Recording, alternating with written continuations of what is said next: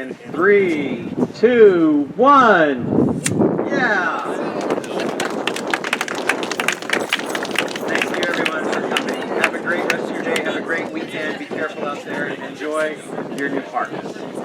Good afternoon, and thank you all for joining us here at the Pajaro Park. On behalf of the County of Monterey and the Pajaro Sunny Mesa Services District, I'm Nick Pascaluga, County Communications Director. We're here to celebrate an important milestone, the renovation and reopening of the Pajaro soccer fields and playgrounds following the 2023 Pajaro floods. These floods had a significant impact on this community. Today reflects the progress that can happen when local agencies, community partners, and the state work together towards recovery. I'd like to thank our partners from the Department of Public Works, Facilities and Parks, Randy Ishii, the director, who's unable to be here today, but Lindsay Rabel is here, who's the assistant director. Also, I'd like to thank Kelsey Scanlon, the director of the Department of Emergency Management, seated to my right. We also have our county administrative officer, Sonia De La Rosa, right over here in front. Thank you, Sonia, for coming. And then we have the members of the board of directors of the Pajaro Sunny Mesa Community Service District. Those board members include Paul Anderson, Don Olson, Donald Chesterman, Stanford Copeland, and Clint Miller. So I want to thank you all for your leadership in helping to restore this space. And of course, all the staff members from the Pajaro Sunny Mesa District, as well as the County of Monterey, for the dedication and hard work to get us to this point today. And we are so thrilled today to have with us the Honorable Assembly Speaker Robert Rivas to join in these festivities. Some special thanks go to Granite Rock, of course, the Department of Public Works, Facilities and Parks, and the County Administrative Office. And then also we're proud to have the North Monterey County Fire Prevention District here, Chief Joel Mendoza, seated to my right, who will be showcasing and talking about this amazing new equipment that has been acquired through the AB 102 funds and through the hard work of the Department of Emergency Management and the Fire District for this community. I'd now like to introduce our first speaker from the County of Monterey, Department of Emergency Management, Ms. Kelsey Scanlon. Kelsey?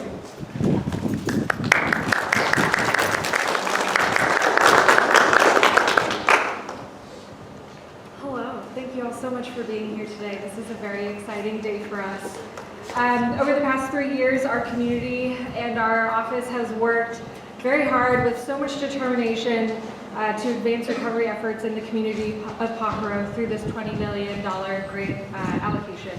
What began as an urgent response grew into a commitment to rebuilding, stabilizing, and strengthening the community for the long term. It was also a commitment to demonstrating what good governance looks like and the power of the democratic process. We extend our sincere appreciation to the California State Legislature for recognizing the needs of our community and then providing the critical funding. We are equally grateful to our local partners, nonprofit organizations, and community-based groups who stood alongside the residents every step of the way. But most importantly, we thank the community of Pajaro. We thank them for their resilience, we thank them for their patience, and we thank them for their continued engagement throughout the entire process. From the outset, our mission has always been clear to us and to the residents. We prioritize meeting the community where they are, removing barriers to access, ensuring information was clear, consistent, and culturally appropriate. We focused on delivering services that were meaningful and impactful. We addressed immediate needs while laying the groundwork for long-term stability. And most importantly, we committed to transparency on how the funds were expended and how those were reported. Through this investment, we were able to partner with agencies like the Catholic Charities for Monterey County and Community Bridges to establish an individual assistance program for financial recovery for households and individuals. We were able to partner with Workforce Development Board to establish a business recovery program and beautification program. We were able to work with Community Foundation of Monterey County to establish a grant program for nonprofits. We were able to work with Public Works, Facilities and Parks to improve the streets, including curb improvements, lighting, and to to conduct flood repairs at the Pajaro Library. We were able to establish a ongoing community engagement regarding preparedness, in which we distributed 1,000 Go kits and served over 580 meals to 600 participants. And we were able to work with the North County Fire Protection District to increase their flood fighting and flood response capability. Today's ribbon cutting is more than just a ribbon cutting.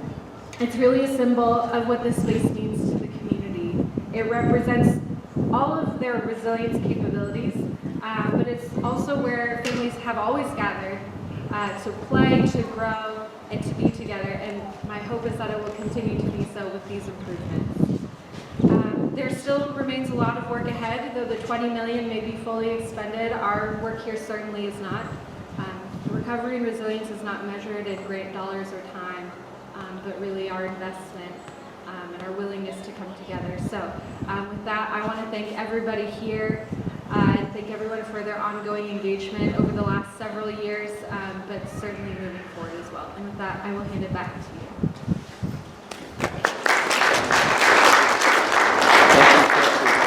Before I introduce our next speaker, I also want to mention that Supervisor Glenn Church, this is his district, District 2 for the County of Monterey, and his staff members are here today as well. And without their tireless efforts and commitment to the Pajaro community, this project and so many other projects in the community would not have been possible. Supervisor Church has dedicated a tremendous amount of time and personal commitment in making sure that the Pajaro people are made whole. And so I think for that, we owe Supervisor Church a round of applause.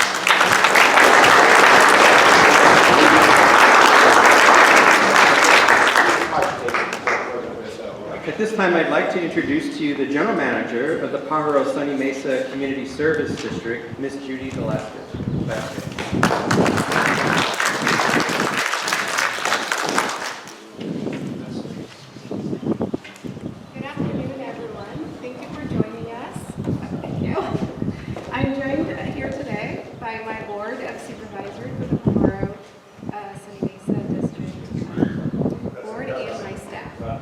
Today is really about community and what we can accomplish when different levels of government work together to invest in places that matter to our community.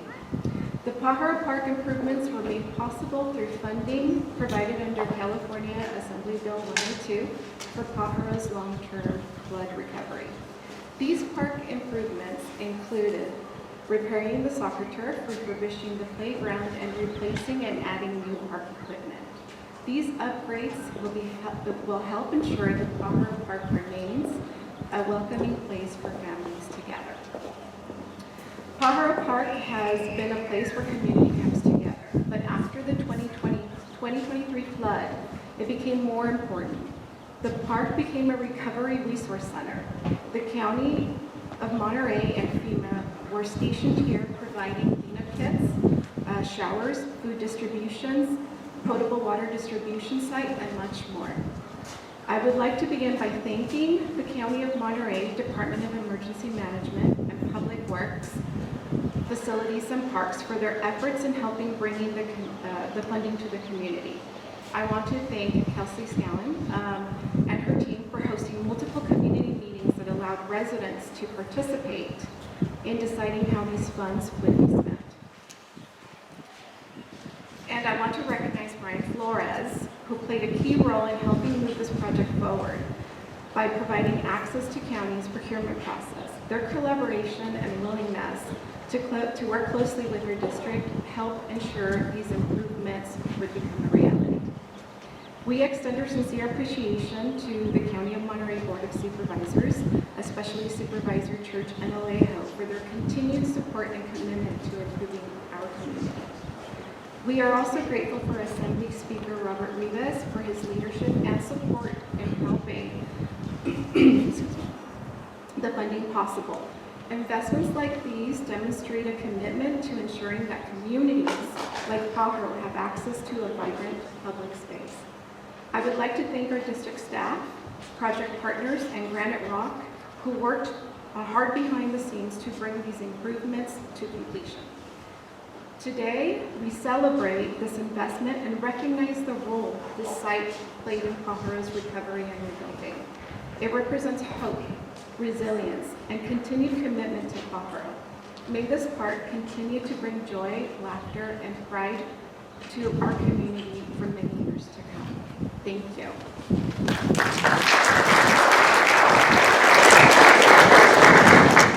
Thank you, Judy, very much for your partnership with the county.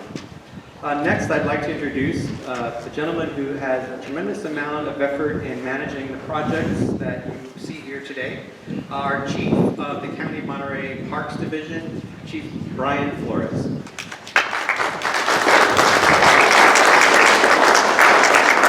Good afternoon, everyone. Thank you for attending this event. It's been a long time coming. The County of Monterey built this park back in 2012 using redevelopment funds from the state, and then turned it over to the Pajaro Sunny Mesa Community Services District. It was a heavily used park from the beginning, and I don't want to say unfortunately, but fortunately it was loved to death. So this park received so much use that literally the field was just worn out from use, not because it wasn't being properly maintained or not because there was some catastrophic damage, but it was just simply loved to death.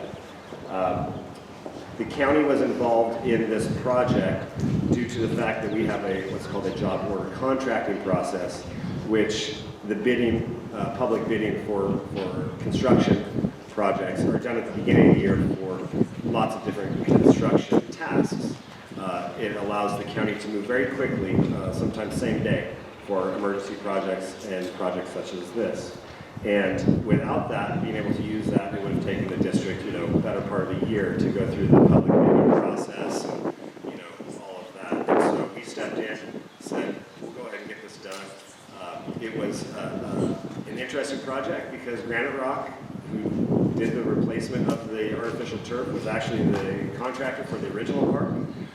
One of the foremen was actually the original foreman on the project. So we had some historical knowledge of what was underneath the grass and how things were done before. So we pulled the turf back, we did all the demo work, the park was closed. Well, the construction here was roughly 2 months. We did lots of drainage improvements out here, not just putting back things the way they were, but actually improving them so that if in the course of a flood, hopefully that never happens, or just significant water coming off the field from the rain, it will drain and it will last impacts. We also did some projects over at the playground, replaced the artificial turf on the big concrete mounds, as well as replace some of the playground equipment that was loved to death. So it was a great project. We're going to be adding some new barbecue pits, some additional trash receptacles. You would not believe what a concrete trash can costs. It would blow everybody's mind.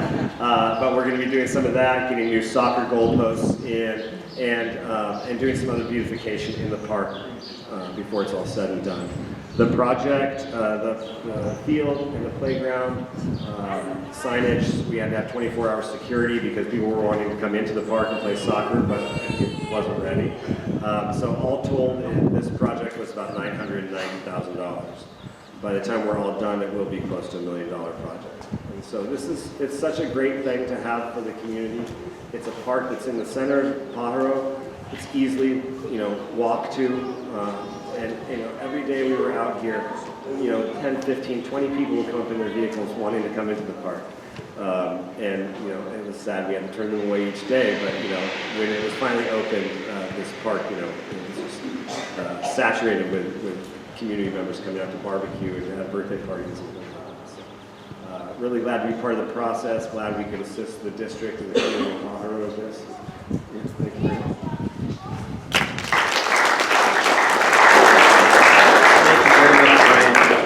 Your dedication and the whole department, Public Works, Facilities and Parks.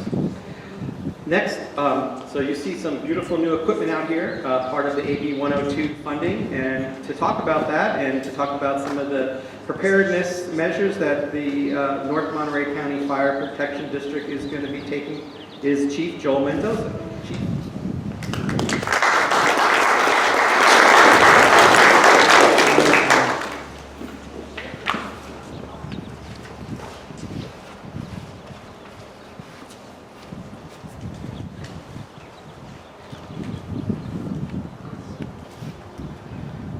Good afternoon.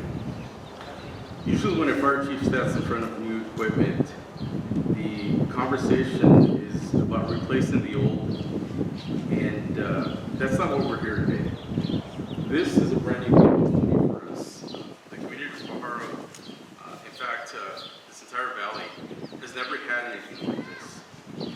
We're establishing a specialized rescue capability that we can call brand new. And we're fortunate to have been awarded this money so that we can, plant that seed, buy this equipment that can get us started. For the district, what this means is elevating our standard of response. While the grant secures the hardware, our people, our personnel, actually get out there and get it done. We provide the protection. So for the last several months, our firefighters have stepped up to match the tools with the necessary skills. I'm proud to announce that 10 of our firefighters are now fully certified in swift water and floodwater rescue. Again, a capability we've never had. We've always relied on having an outside agency come in and assist with that. And a lot of the time they're just not there. We're spread thin throughout the state, and now we have that capability here locally. The equipment is housed roughly 5 to 10 minutes away from here. 10 minutes on a bad day, but we can get here in 5. So again, a really enhanced capability for us. I want to acknowledge the people that made this possible. First of all, Supervisor Church, Supervisor Luis Alejo, thank you for your advocacy. Their work alongside the entire Monterey County Board of Supervisors ensured Pajaro stayed a priority and that this equipment was awarded to our department. As those of us who live and work here in District 2, we know this is a direct investment in the safety of every family that lives in Pajaro. I also want to thank State Senator John Laird and Assemblymember Robert Rivas' offices. Their leadership in Sacramento was essential in making the $20 million in AB 102 funds a reality. It takes this level of cooperation from the State House to the County Board to bring this and make it a reality. So we'll bring it home. Finally, I want to thank Director Kelsey Scanlon and the staff, Department of Emergency Management. They worked really, really hard on this project. We worked side by side, so I want to say that most of the weight was carried by this department. And for the rest of the community too, also the other projects that went on here, all the training, all the meetings. Thank you for that. Heartfelt thanks from our department. We're proud of the equipment, we're proud of our 10 certified rescuers, and we're ready to serve. Thank you.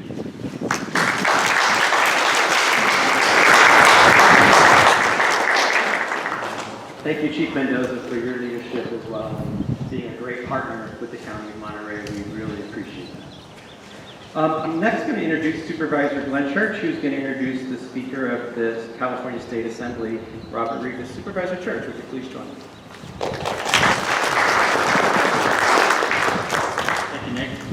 So it's about 3 years ago that this community was flooded and was placed in great distress. That was an opportunity for change, and Monterey County has found a renewed interest in this community and helping this community and assisting this community, and so have the organizations around this community, but so have the people really of Pajaro. They're the ones who really were at loss, challenged, and they're the ones that stepped up. They've been through this before, they dealt with this, and they moved on. And what we see now is a different kind of community that's out here. It's been made possible because of AB 102, the $20 million that Senator Laird, Speaker Rivas helped to bring into us. And I can go through and express how grateful that I am that we had that as a resource for the county's level. You can see the things that it's done. This is just part of it, a small part of it. And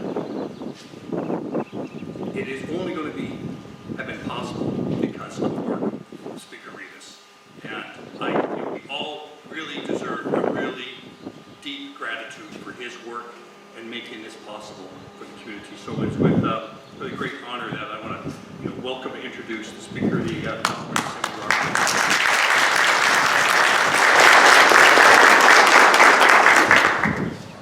Well, it's wonderful to be here, and I certainly thank Supervisor Church for those kind remarks. But certainly I have to recognize his leadership, his advocacy for this region, the work he does is not easy. Supervisor Alejo I'm not sure if Lisa's here, but certainly their advocacy, especially when this community faces some of the most challenging times it's ever faced, and it requires strong leaders and people who are going to go to fight for the people they represent. So Glenn, your advocacy has been incredible, so thank you. And to the entire, Monterey County and this region, Madam CAO, Fire Chief, all of you. It's the work you all do that help advance what is needed most here in a community like Pajaro. But this is something, this is an important day. I'm very thankful to be here with all of you because this moment is about something very, very simple but very meaningful. It's the reopening of this very important park, which I think the people who have spoke already have highlighted the importance of this park for this community. For the young people who play on these fields, obviously they're already utilizing the space. For parents who will be here watching their kids at the playground, and for the families who gather here with neighbors, with friends, this space matters. It matters to this community. And as we all know, parks are where our communities have the opportunity to come together. They're where memories are made. They are, and after everything that this community of Pajaro has been through, see the work that has been done here, see this park open again, it certainly is special. We all know that this is a community that has faced real hardship in recent years, but we also saw, among those very challenging moments, we saw the strength of this community. We saw neighbors helping neighbors. We saw volunteers stepping up, and we saw local leaders working together to support families when those families needed it most. And so that spirit is what made this possible. Getting the partnership. Look at that poster board. It's rare, especially at a time in this country when the federal government is targeting blue states. This whole thing about blue states, red states, we are the United States of America. It doesn't matter if it's blue or red. But at a time when every single day my job is focused on representing all of you, representing the people who have given me this unique responsibility to represent our region. This has been my home my entire life. And every day I'm fighting, now as speaker, fighting to represent the most vulnerable people of this state. And that job is challenging enough, let alone when the President of the United States and a Republican Congress is targeting our state and trying to make our job even more difficult by taking away long-standing dollars in health care, in climate initiatives, in food benefits. But you see on that poster, you see a partnership. And as I've always said, a partnership that highlights what is possible when we all work together. Yes, the local government, local level is nonpartisan, but we all represent the same people. We represent the same county and the communities. When we all move together, it's about doing the best work we can for the people who expect us to do that work. And so when you look at that poster, you see the state of California, the governor's office, the county, the community services district. That is an example of what we can do when we are united. And never forget that. And so all of this today was made possible because of those partnerships. And that's why I want to thank Supervisor Glenn Church. I want to thank the Monterey County leadership, the Department of Emergency Management, our first responders, all of the community organizations from Community Bridges to Catholic Charities to Second Harvest Food Bank, who stepped up when this community, when Pajaro needed them to step up. And this moment is, again, a reminder that real progress happens when communities and leaders work together. I was born, raised by a family of farm workers. We had absolutely nothing, lived in poverty. not far from here. But the one thing that my grandparents instilled in me, it's about community. And it's been an honor of a lifetime to serve all of you. My time in public services is already my 16th year. You cannot make a career out of elective office. I've served 8 years as a board of supervisors. I've had the privilege to serve in the legislature. This is now my 8th year. I've had the privilege of serving as speaker, entering my third year. It's been an honor of a lifetime. But my ability to get things done has never been about what is best for Robert Rivas. It's what is best for this community, what is best for Monterey County, what is best for San Diego, what is best for the people who have given me this responsibility. That's how we get things done. We have a responsibility to serve others, not serve ourselves. And so today, I'm proud to be here to celebrate the resilience of Pot Road, celebrate the resilience of these people in this community, a community that has never stopped fighting for itself. That is an example for, should be an example for the rest of this state, for the rest of this country. And this is a community that continues to move forward stronger than ever. Again, thank you for allowing me to be here today and celebrate this moment.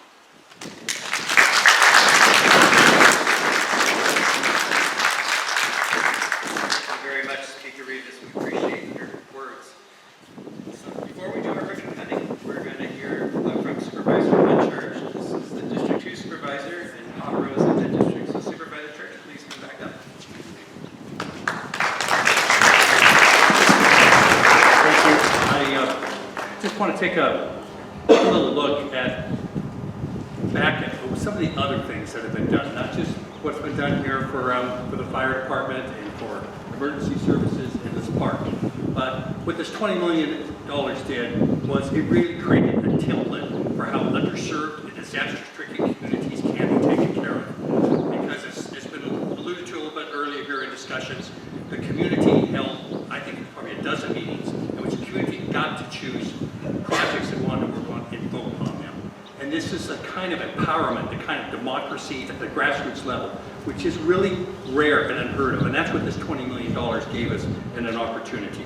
It helped give more assistance to residences that had some assistance from FEMA and some from the state earlier, but still needed more. And of course, it did not make everybody whole, but it continued the path to recovery.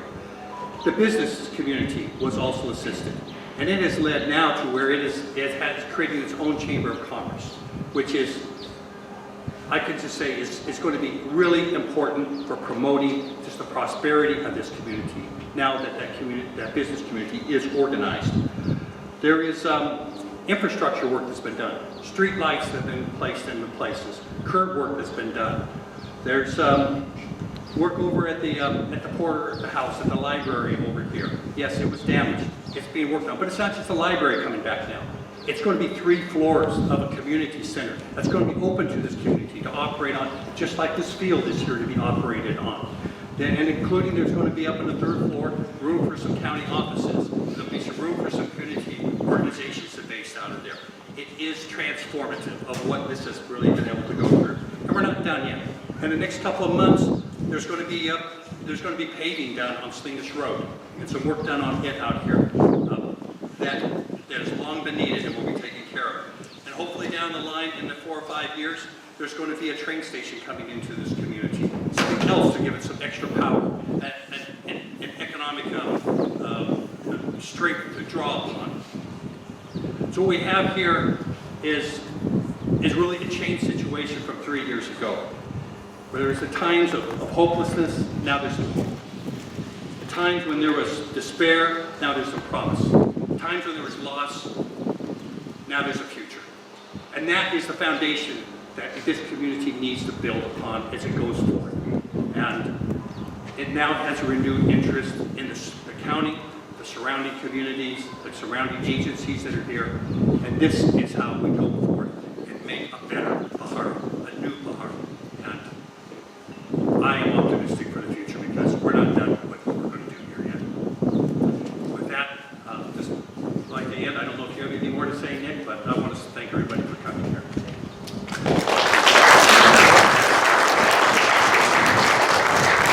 only thing left I have to do is get everybody organized for the ribbon cutting.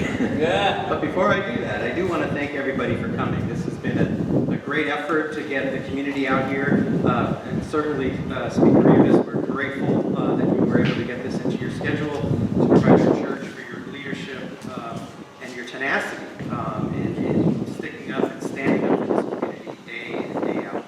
So, I guess we didn't think this through very well. We were tied the ribbon up there. Somehow we're going to get you all by the ribbon. And we'll figure it out when we get there. We'll get Supervisor Church and Speaker Rivas in the middle, and the rest of you gather around in no particular order, and we'll get the big scissors and do our cutting.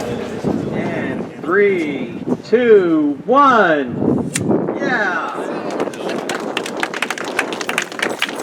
Thank you everyone for coming. Have a great rest of your day. Have a great weekend. Be careful out there and enjoy your new park.